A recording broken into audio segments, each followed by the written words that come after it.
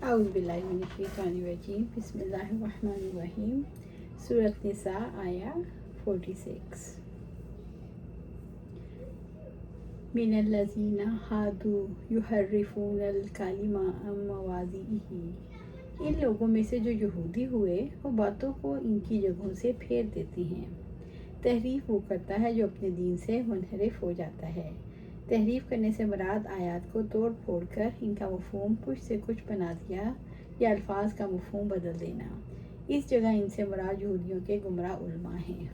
یہود نے اصل تورات کو 2 دفعہ گم کر دیا جو عبرانی زبان میں نازل ہوئی تھی، پھر انہوں نے تراجم پر انحصار کیا اور تحریف کے علاوہ بہت سے الحاقی مضامین کو بھی شامل کر دیا۔ یقولون سمعنا وعصینا، وہ کہتے ہیں ہم نے سنا اور ہم نے نافرمانی کی۔ یہود کہتے تھے ہم نے محمد صلی اللہ علیہ وآلہ وسلم تمہاری باتیں سن لی مگر مانیں گے نہیں۔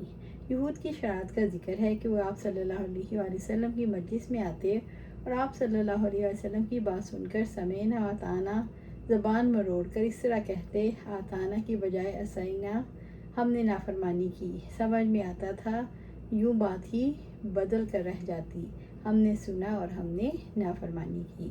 واسمع غیر مسمعین،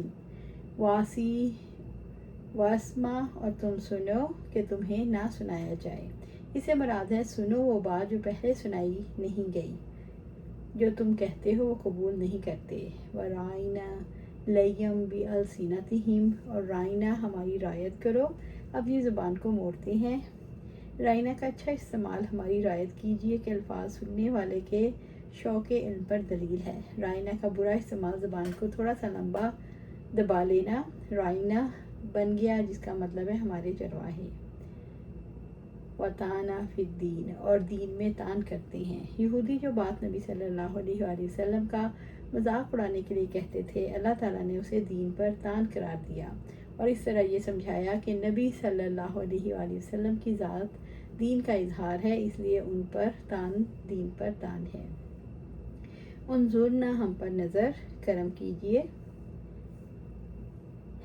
انظرنا اس کا مطلب ہماری طرف متوجہ ہو جائیے، مجلس میں انظرنا ہماری طرف توجہ کیجیے کے الفاظ رائج کر کے یہود کی شرارتوں کو کنٹرول کر لیا گیا۔ لَکَانَ خَیْرًا لَہُم، تو ان کے حق میں بلا شبہ زیادہ بہتر ہے۔ یہود سے یہ کہا گیا واسمع وانظرنا کے الفاظ کو نبی صلی اللہ علیہ وسلم کی مجلس میں رواج دیتے تو یہ زیادہ بہتر اور درست بات ہوتی۔ وَلَکِن لَعَنَہُمُ اللَّهُ، لیکن اللہ تعالیٰ نے ان پر لعنت کی۔ اللہ تعالیٰ نے انہیں ان کے کفر کی وجہ سے ہدایت سے دور کر دیا اور رسوا کیا۔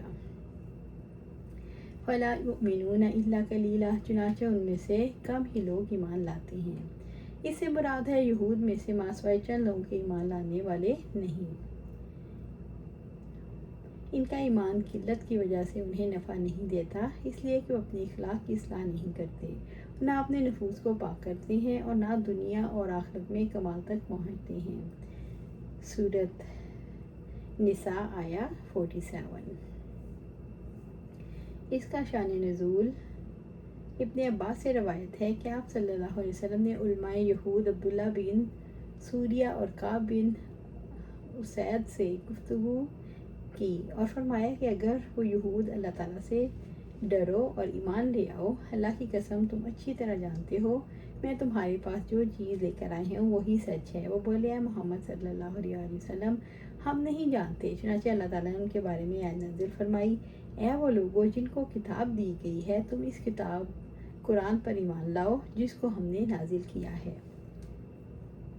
یا ایھا الذین اوتوا الکتاب آمنوا بما نزلنا مصدقا لما معکم، اے وہ لوگوں جنہیں کتاب دی گئی اس پر ایمان لے آؤ جو ہم نے نازل کیا ہے، اس کے لیے تصدیق کرنے والا ہے جو تمہارے پاس ہے۔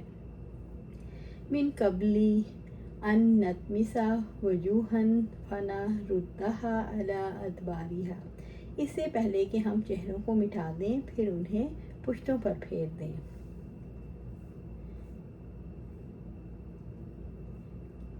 چہرے بگاڑنے سے مراد یہ ہے کان، آنکھ، ناک اور منہ کے نشانات مٹا کر برابر کر دیے جائیں۔ ابن ابی حاتم کی روایت ہے، ابو مسلم خلیلی کعب الاحبار کے استاد تھے، جو انہیں آپ صلی اللہ علیہ وسلم سے ملنے میں دیر کرنے پر ملامت کرتے۔ کہتے ابو مسلم نے کعب کو بھیجا، وہ دیکھ کر آئیں محمد صلی اللہ علیہ وسلم وہیں ہیں۔ کعب کہتے ہیں میں نے سواری لی اور مدینہ پہنچ گیا۔ اچانک میں نے ایک تلاوت کرنے والے کو سنا، وہ اس آیت کی تلاوت کر رہے تھے۔ کہتے ہیں میں بھاگا، پانی سے غسل کیا، اپنے چہرے پر ہاتھ پھیرا، کہیں میرا چہرہ مس تو نہیں ہو گیا۔ اس کے بعد میں مسلمان ہو گیا۔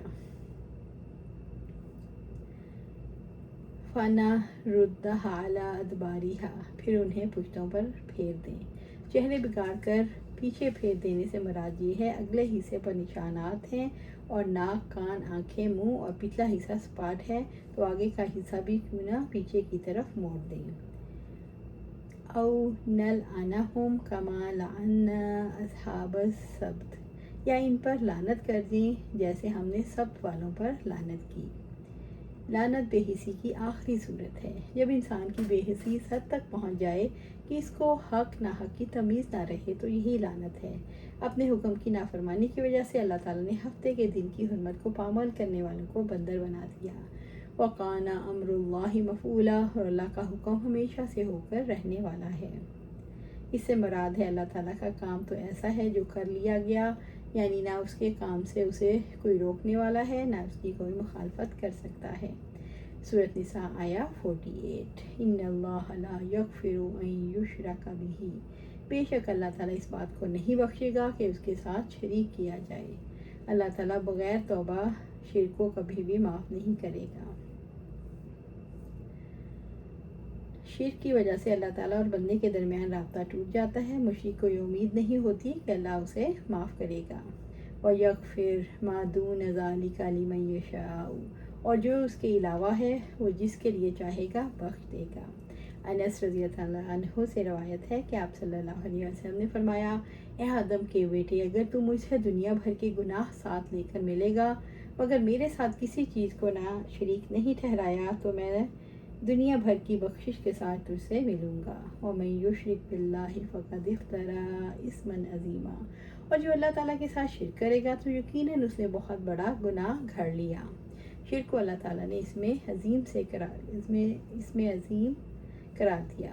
اس سے بڑا کون سا ظلم ہو سکتا ہے؟ کوئی اس مخلوق کو جو مٹی سے تخلیق کی گئی، جو ہر پہلو سے ناقص ہے، ہر لحاظ سے محتاج ہے، جس کا کسی بندے کو کوئی نفع نقصان پہنچانا، اس کو زندہ کرنا، مارنا، پھر اسے دوبارہ زندہ کرنا، تو کجا وہ تو اپنے آپ کا بھی مالک نہیں، اس ہستی کے برابر ٹھہرائے جو ہر چیز کا خالق ہے۔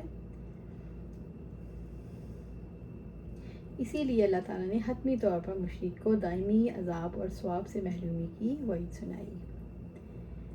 سورۃ نساء آیا 49۔ الم تر الی الذین یزکون انفسہم، کیا آپ نے ان لوگوں کو نہیں دیکھا جو اپنے آپ کو پاک کہتے ہیں، جو ہمیشہ اپنی پاکی بیان کرتے رہتے ہیں، وہ اپنے آپ کو مقدس معصوم سمجھتے ہیں۔ اس سے مراد یہود و نصارہ ہیں۔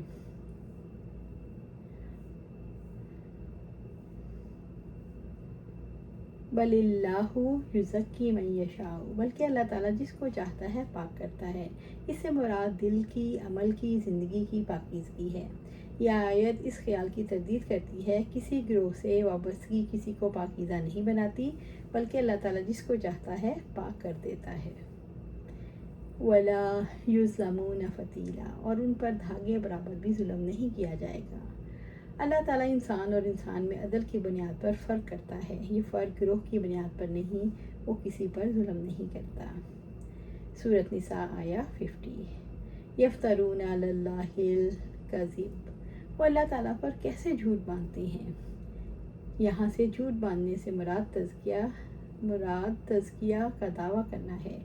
انظر کیف یفترون علی اللہ الکذب، آپ دیکھیں وہ اللہ تعالیٰ پر کیسے جھوٹ باندھتے ہیں۔ یہاں حیرت اور استعجاب کے ساتھ کہا گیا، یہ لوگ اللہ کے بارے میں جھوٹی باتیں کرتے ہیں، کتنے جریں ہیں۔ انہوں نے اپنے نفوس کی پاکیزگی کی دعویٰ کر کے اللہ پر افتراء پردازی کی، کیونکہ اللہ تعالیٰ پر سب سے بڑا بہتان ہے، حق کو باطل اور باطل کو حق بنانا حقائق کو بدلنے کے مترادف ہے۔ وَكَفَىٰ بِهِ إِثْمًا مُبِينًا، اور اتنا ظاہر گناہ ہی کافی ہے۔ جو لوگ اپنے آپ کو پاک کہتے ہیں وہ اپنے دین کے بارے میں خود بھی دھوکے میں مبتلا ہیں اور دوسروں کو بھی دھوکہ دیتے ہیں۔ وہ اپنے نفس کی پاکیزگی کا دعویٰ کر کے اللہ تعالیٰ پر جھوٹ باندھتے ہیں۔ ان کے لیے اتنا ظاہر گناہ ہی کافی ہے۔ ان کے ظاہر گناہ میں جھوٹ، دھوکہ اور خود فریبی شامل ہے۔ عبداللہ بن مسعود رضی اللہ تعالیٰ عنہ بیان کرتے ہیں کہ آپ صلی اللہ علیہ وسلم نے فرمایا، جھوٹ سے بچو کیونکہ جھوٹ فسق و فجور کی طرف لے جاتا ہے اور فسق و فجور کے کام آگ کی طرف لے جاتے ہیں۔ اللہ سبحانہ تعالیٰ سے دعا ہے ہمیں قرآن و سنت پر عمل کرنے کی توفیق دے، اس پر جمع دے اور جنت الفردوس کے اعلیٰ مقام پر اپنے پاس گھر عطا فرمائے۔ آمین یا رب العالمین۔